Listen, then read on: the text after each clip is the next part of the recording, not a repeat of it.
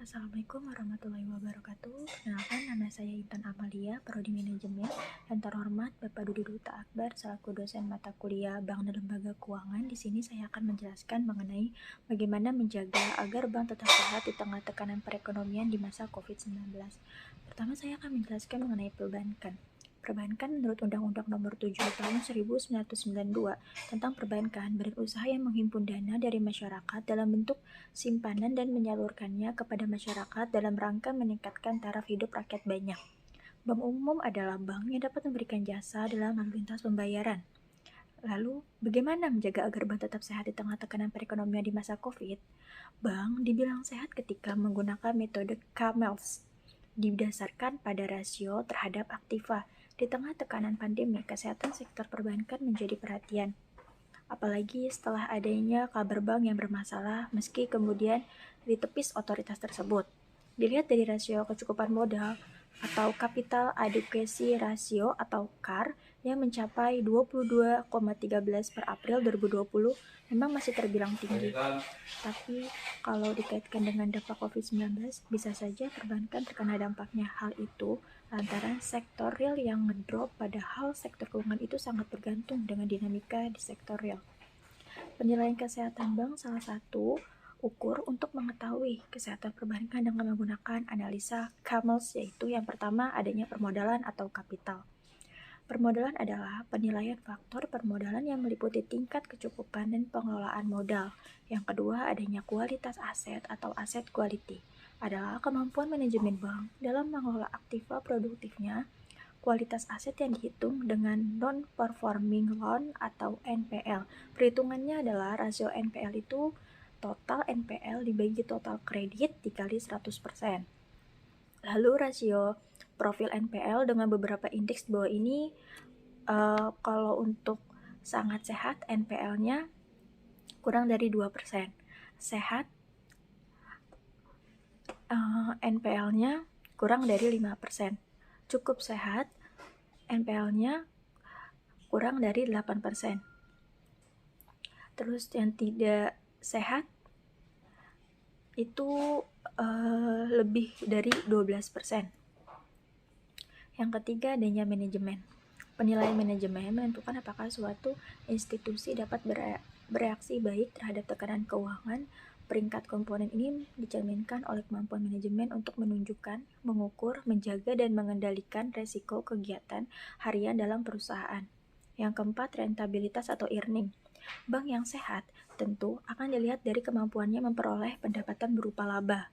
Semakin besar laba yang diperoleh menunjukkan bahwa kinerja bank semakin baik dan kondisi keuangannya juga stabil atau dibilang semakin sehat. Berkaitan dengan profit stabilitas, semakin besar return on asset atau ROI-nya, semakin besar modalnya. Yang kelima, likuiditas atau liquidity merupakan rasio yang digunakan sebagai ukuran kemampuan sebuah bank dalam memenuhi kewajiban jangka pendek pada saat jatuh tempo. Yang keenam, sensitivitas terhadap risiko pasar atau sensitivity to market risk merupakan untuk menilai kemampuan bank dalam mengantisipasi jika ada risiko pasar yang disebabkan oleh perubahan nilai tukar. Adanya faktor-faktor penilaian tingkat kesehatan bank terdiri dari profil risiko atau risk profile adalah terhadap risiko inherent serta kualitas penerapan manajemen risiko dalam penjalanan operasi bank. Risiko ini mencakup risiko kredit, risiko pasar, risiko likuiditas, dan risiko personal.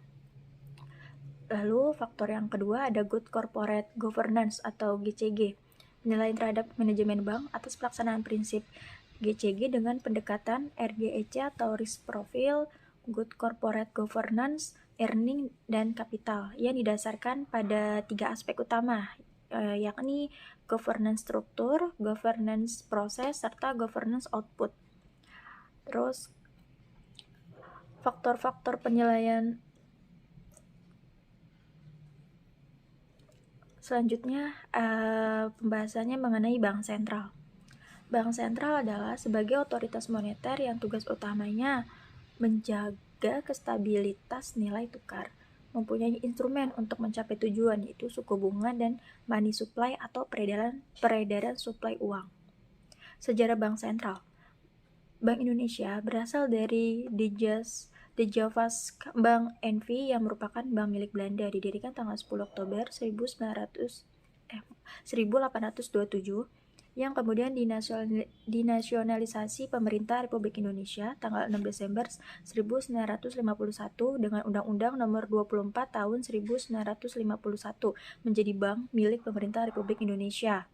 Tujuan dan tugas Bank Indonesia adalah untuk mencapai dan memelihara kestabilan rupiah agar kestabilan rupiah dapat tercapai dan terpelihara. Maka Bank Indonesia memiliki beberapa tugas, antara lain: pertama, menetapkan dan melaksanakan kebijakan moneter. Yang kedua, mengatur dan menjaga sistem pembayaran. Yang ketiga, mengatur dan mengawasi bank menurut Undang-Undang Nomor 23 atau 1999 Bab 3 Pasal 8. Ada 3 instrumen moneter bank sentral. Yang pertama ada operasi pasar terbuka atau OPT. Yang kedua ada politik tingkat diskontor atau PDTD. Yang ketiga ada instrumen selektif tambahan. Sekian penjelasan saya mengenai bagaimana menjaga agar bank tetap sehat di tengah tekanan perekonomian di masa COVID. Kurang lebihnya saya mohon maaf. Wabillahi taufiq wal hidayah. Wassalamualaikum warahmatullahi wabarakatuh.